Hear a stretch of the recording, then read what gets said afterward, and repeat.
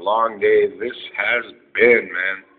I'm ready. Now, the next story I'm going to talk about is Frank Grotta, that mean motherfucking mind machine from the immigration office in Canada near Gladstone that didn't give my mother a permanent resident card, even though I was supposed to be some sort of like Canadian referral towards the grandiose aspects of dropout theology.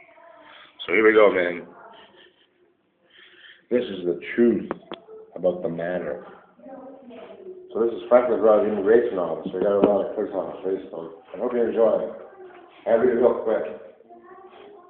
Here you go, man. You see me? You see me? There you go. Frank McGraw, the immigration officer. Within Frank's stream, the moon had just sunk over a complacent sky. As the sun searched for its awakening light through the windows of a great big house with a nice garden, 2 bathrooms, and Italian plastering on the wall, where the later picture of the Scream by Vincent Van Gogh. The Scream by Vincent Van Gogh, man.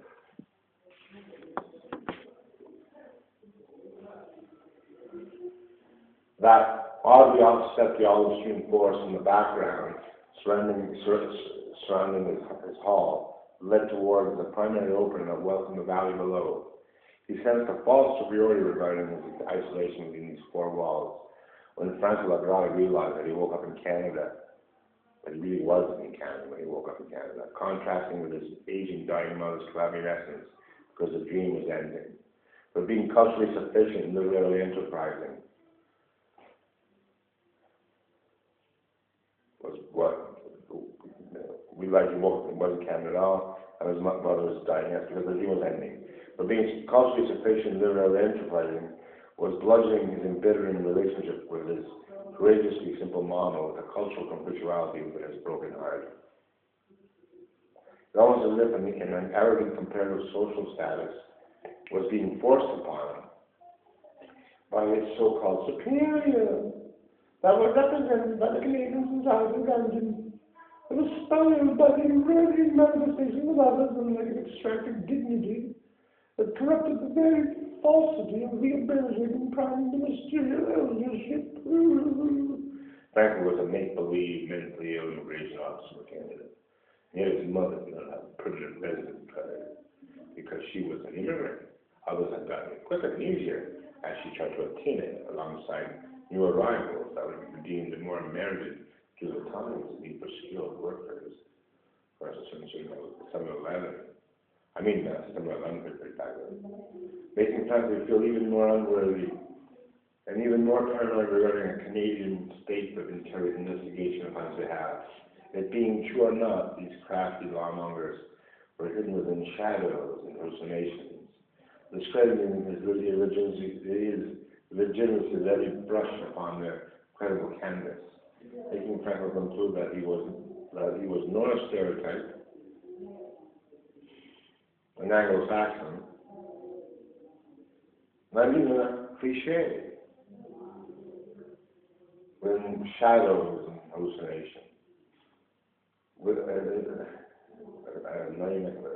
Not even a cliche when you realize he was undergoing a training process of unlawful assimilation, when he perished realized that his make-believe job was contradicting, useless, and yet so necessary for others that were not like him, nor like his Julia particular helper of a father. He began to long for the Italian garden in a small beacon village, like a drop of blood on a blushed rosy cheek. The rustic beauty that surrounded him did not have the same toothless posture as his mother, and her occasional beard was even longer than his own when compared to the role, the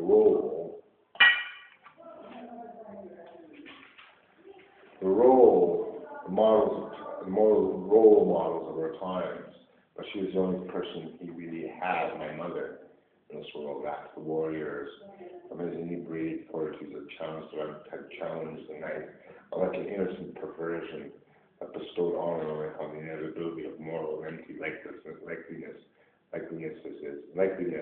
towards an English or Irish conception of themselves.